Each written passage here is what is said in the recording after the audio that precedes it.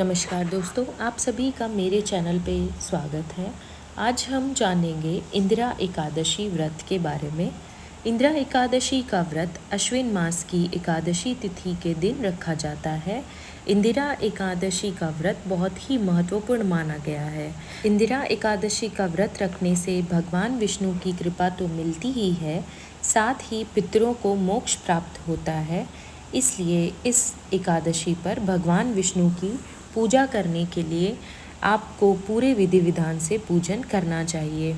आइए जानते हैं इंदिरा एकादशी का व्रत कब रखा जाएगा, साथ ही इंदिरा एकादशी का महत्व, पूजन विधि और व्रत कथा सुनते हैं। हिंदू पंचांग के अनुसार एकादशी तिथि का आरंभ 27 सितंबर शुक्रवार को दोपहर में 1:19 पर होगा और 28 सितंबर को दोपहर 2:50 पर एकादशी तिथि समाप्त होगी।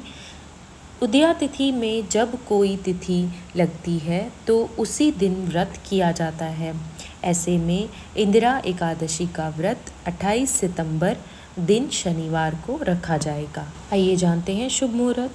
पूजा के लिए सबसे उत्तम मुहूर्त 28 सितंबर को सुबह 7:42 से 9:12 तक, शाम के समय 3:11 से 4:40 तक। इसमें से किसी भी मुहूर्त में आप पूजा अर्चना कर सकते हैं। व्रत का पारण करने का शुभ मुहूर्त 29 सितंबर को सुबह 6:13 से 8:36 तक रहेगा। इंदिरा एकादशी का महत्व। इंदिरा एकादशी का महत्व इसलिए भी अधिक है क्योंकि इस व्रत को करने से आपके पितरों को मोक्ष की प्राप्ति होती है और वह बैकुंठ धाम को जाते हैं। साथ ही इस व्रत के प्रभाव से खुद के लिए भी स्वर्ग लोक के द्वार खुलते हैं। इंदिरा एकादशी पूजा विधि। पद्म पुराण में वर्णित विधि के अनुसार इंदिरा एकादशी का व्रत रखने से पहले दशमी तिथि के दिन पितरों का श्राद्ध करें। दशमी तिथि में ब्राह्मण, गौ, ग्रास, कौवे और कुत्ते इन सभी को भोजन कराएं और अगले दिन यानी एकादशी तिथि में व्रत का संकल्प लें। इसके बाद स्नान आदि के बाद एक चौकी पर पीला कपड़ा बिछाएं और उस पर श्री हरि की प्रतिमा स्थापित करें। फिर भगवान विष्णु को वस्त्र अर्पित करें और उनके साथ माता लक्ष्मी जी को भी। उन्हें भोग लगाएं। अंत में इंदिरा एकादशी की कथा का पाठ करें और फिर भगवान विष्णु जी और माता लक्ष्मी जी की आरती करें। इंदिरा एकादशी व्रत कथा। कथा के अनुसार एक बार युधिष्ठिर ने भगवान श्री कृष्ण से अश्विन कृष्ण एकादशी व्रत की महिमा बताने का निवेदन किया। इस पर भगवान श्री कृष्ण ने कहा कि इसे इंदिरा एकादशी के व्रत के नाम से जानते हैं, जो पापों को नष्ट करके पितरों को मुक्ति प्रदान करता है। आइए सुनते हैं। सतयुग में महिष्मती नगर पर राजा इंद्रसेन का शासन था। उसका राज्य इस प्रकार से सुख और सुविधाओं से भरा था, धन और धान्य की कोई कमी नहीं थी। एक दिन नारद जी इंद्रसेन के राज दरबार में प्रकट हुए। देवऋषि को देखकर राजा ने उनका आदर सत्कार किया और उनके आने का कारण जानना चाहा। इस पर नारद जी ने कहा कि वे यमलोक गए थे, जहाँ पर तुम्हारे पिता से मुलाकात हुई थी।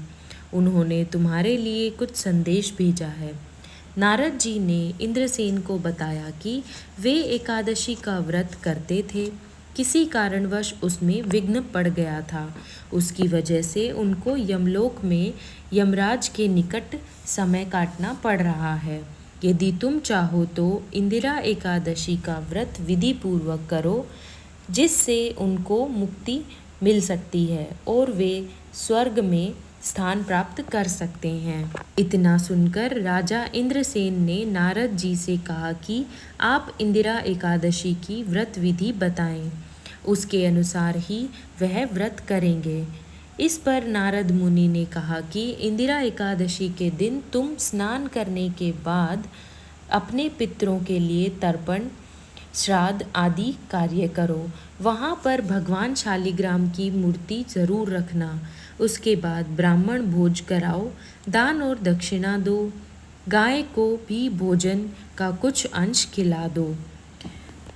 इसके बाद तुम भगवान ऋषिकेश की पूजा फल, फूल, अक्षत, धूप, दीप, नैवेद्य आदि से करो।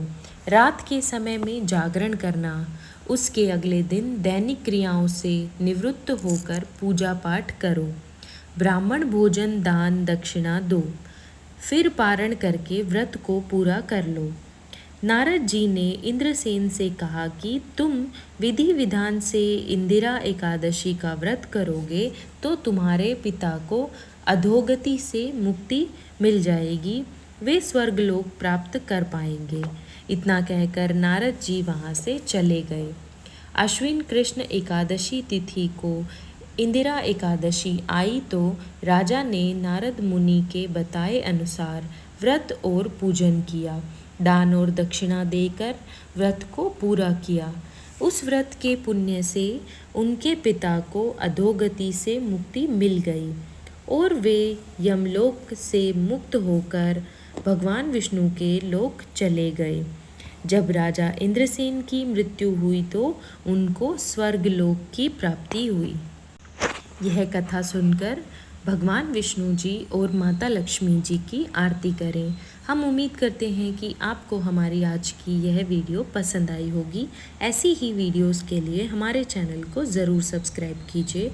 धन्यवाद। ओम नमो भगवते वासुदेवाय नमः। जय श्री हरि।